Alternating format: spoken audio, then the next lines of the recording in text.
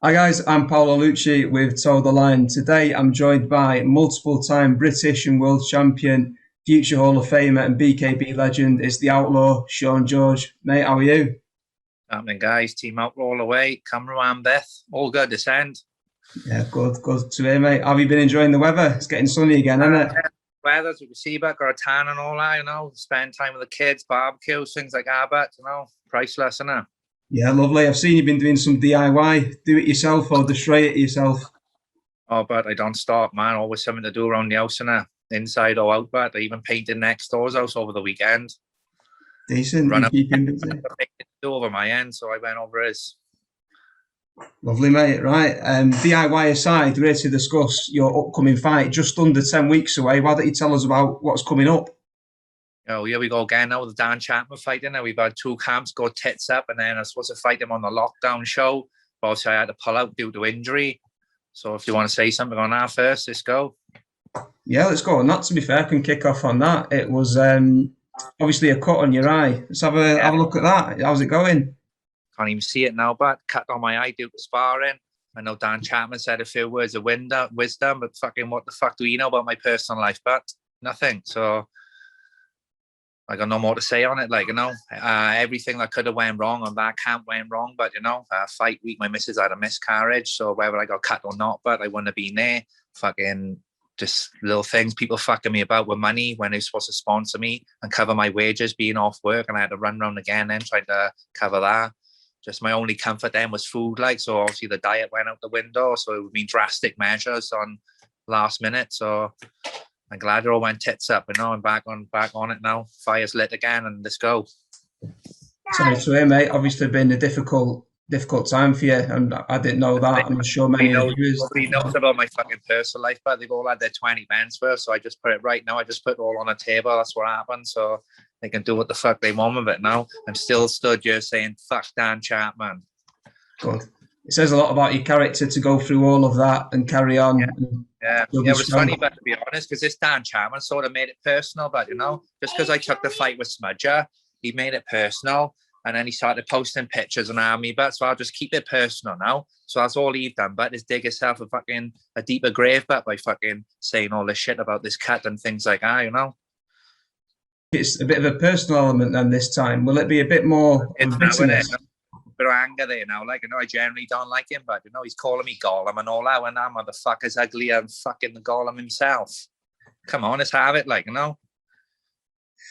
How do you think that will translate into your fight? Will it go into your tactics? Will you be looking for even more of a tear up because of all this personal side? Because it's all up here, but it's all experience now. But anger's the enemy. I'll just keep it all calm and collective. But the cunt is going to break himself on me. But he's been 4 rounds in BKB, but I've been 66 rounds. But this is his 4th BKB fight. This is my 19th fight.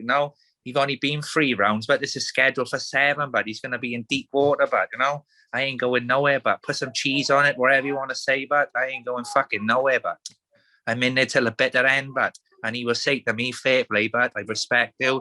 You're one hard motherfucker, just like the rest of them have said. But have you got a fucking trophy stand like that? But no, you haven't. But I can't won't even make it to double figures. But I guarantee it. I bet you now, £100, me and you, that cunt won't even see 10 being up a fight. He won't even make it to fucking double figures. But his hands are going to be fucked after this one. I see him bitching about his hands on the last one. So let's keep it personal now, innit? Dan Chapman, Indian curry, spice it up a bit like that, is it? You got no heart, but have you? Yeah, you had a good fight with James Kennelly, but you haven't been tested yet. But I beat John Spencer twice 4 years ago. Not knocking John Spencer, but come on, you haven't been tested yet, but I'm the man to do it. They're all up his fucking ass, but they are. So I'm going to fucking not just upset Dan Chapman, I'm going to upset the rest of them. You're going to be the man to derail the hype train then?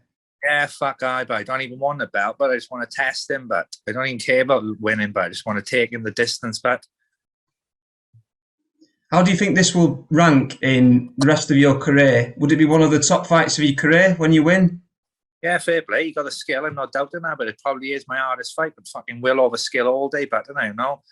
He can hit me all he wants, but I'll just keep on coming. But there's no way I'm getting knocked out. I've never been knocked out, especially at that weight, but I'll eat them all day. We need him in the later rounds, we do. But you want me to chase him, I ain't going to chase him. So it's going to be tit for tat first 2, maybe 3 rounds. And then he's into my world, then he is. But he's into deep water then. What do you think Chapman's tactics are going to be going into it? He's just going to come out fast, I reckon, try and put me away early, you know. But fuck it, man. The closer he gets to me, the better for me. But he got his hands down and all that. I'll take one to give one, I will. But he's coming out looking like the elephant man, like I am. But it sounds like you're really looking forward to it, Sean. The fire's lit now, but, you know, I'm already back training now. Everything's back into place. You know, we got our routine going again. So that's what it is. And all calm and steady. I won't take time off work or nothing. Like I said, same routine I've took for all the other fights. And we just show up there on fight day, 69 kilos back without the quarantine and all the lockdown and all that. And let's dance under the stars. What would your ideal outcome be? Would you look for the stoppage or just for the points? Yeah, I'd like to knock the little cunt out, I would. Fucking Liam Cullen style. Boom! Fucking crucify him to the fucking canvas. And rock him back. Give him a count as well if you want. One of my favourite knockouts, yours against Cullen. That was brilliant. I know, sweet winner, exactly what we trained for, but that was, you know, boom, boom, straight down the middle. After coming back off of the controversial draw as well, I got the motivation.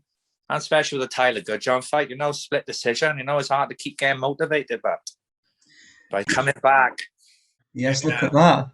Veteran, but British title, world title, you know, 17 fucking fights, or 18 fights, 11 wins. 2 draws, 5 losses. Come on, man. What a fucking story, but you can throw at me now. Nothing new. Nobody can throw at me, but I've seen it all. I've been in with them all, but and I'm still here, but hands are still fucking fine like stone. Still ugly as ever. Are you going to be adding another shelf for your new belt, the flyweight belt? These will move down when they will. And then they'll be sat by there, and it will, son. Even going to start throwing my own fucking phone cases out, I am. Yes, look at that. Love that. But, you know, I love it, man. It's my shrine now. It's about all hard work and sacrifice. But nobody knows what I've gone through to do that.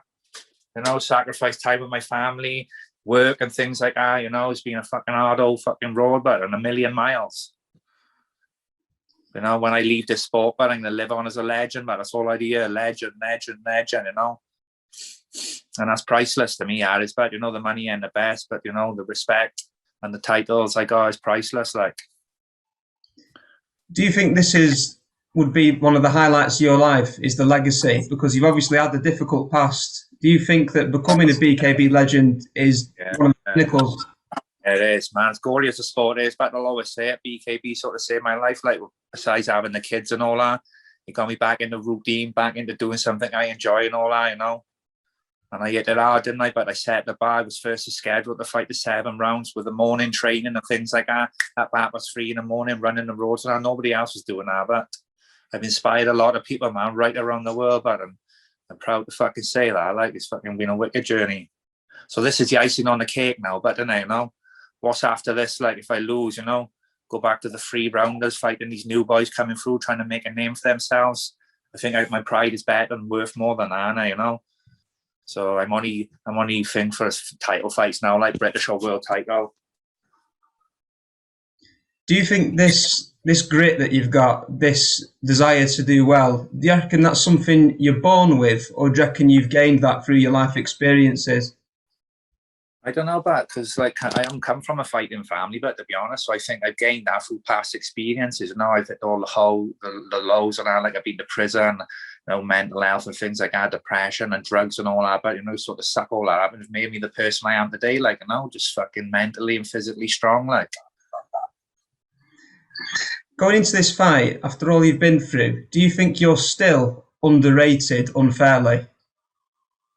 Well, not really, no, because I got no boxing background, no fuck all, so I'm just fucking winging it every fight. I'm just learning as I go along. Where Dan Chapman is that good, he should fucking beat me, shouldn't he? He should be under more pressure than me, but, you know, I got no boxing experience. I got no amateur experience. I've come in off Thai boxing and Muay Thai. I've had to adapt to the BKB, like, you know.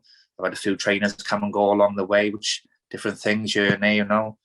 I'm still learning now, but I'll just show it. I'll show up every time at on weight, game as fuck, and I'm in it till the bitter end, son.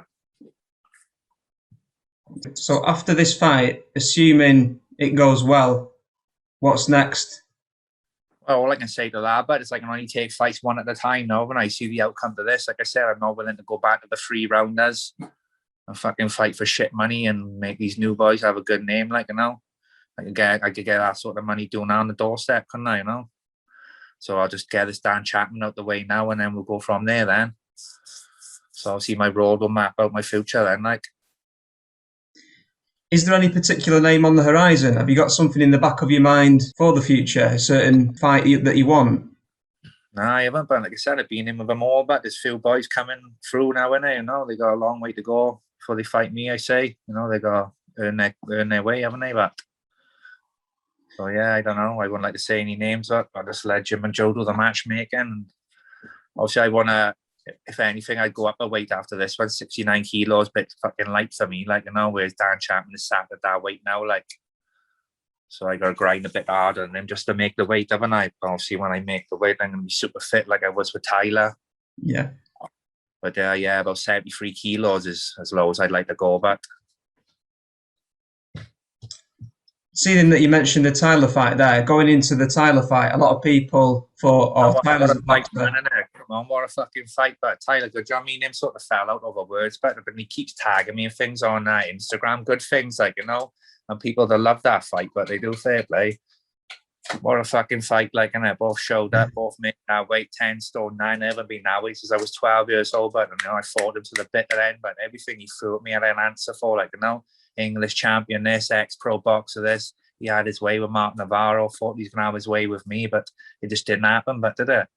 It's a fucking wicked fight, that is, but I watch it all the time, I do. And I do watch his documentary. I love being a part of that too, I do, you know. You surprised a lot of people. A lot of people, like you said, former English champion, Dad a boxer. You've not come from a boxing background, and you still, that was a fantastic performance. I reckon it's similar to Chapman. He brought the best out in me, like, you know, so I think Dan's going to do that as well, but as soon as he touched me, but I'm just going to be firing back straight away, but, you know, I ain't going to curl up like John Spencer for him, but no way. Are you looking forward to crowds coming back? Yeah, I am, but because that's the atmosphere that is. There's a bit more fucking drive in and a bit more fire. You know, you get knocked down, they're all there screaming to get back up, and, you know, that's what gets you back up on your feet then, isn't it? So if people want to get tickets, how could they get them from you? Well, I'm not sure what's happening with the tickets, but because I sold loads for the Dan Chapman fight in the beginning, so I'm not sure if they still valid. Look, because this is still BKB 21, isn't it? And on the ticket, there's BKB 21, so I'm a bit unsure with that. It's no good me asking my people if they want to buy tickets to fight Dan Chapman, and they say, well, I already got my ticket buyer, haven't I? So I'm in a bit of a predicament at the moment, like. I'll tell you what we'll do. We'll check with Jim and Joe, and then we can post it on our social media, your social media too, and we'll get all the proper details from Jim and Joe. Like I said, but if I go asking my people they want to buy tickets, they're just going to say, well, I got my ticket, you know, for the BKB 21 show, so I don't know what's going to happen there. They've refunded them tickets, they'll probably buy more, won't they? If that's the case, like, so I don't know, to be honest. All right, great. Is there any message that you got for the listeners? I just want to say a big thank you to all my family and friends for all the support from fight 1 to fight 18. You know, without you, the messages and the love, but I wouldn't be where I am today. So yeah, big love to everybody. But it's not just me in the ring. We was all in the ring together. You know, Team Outlaw.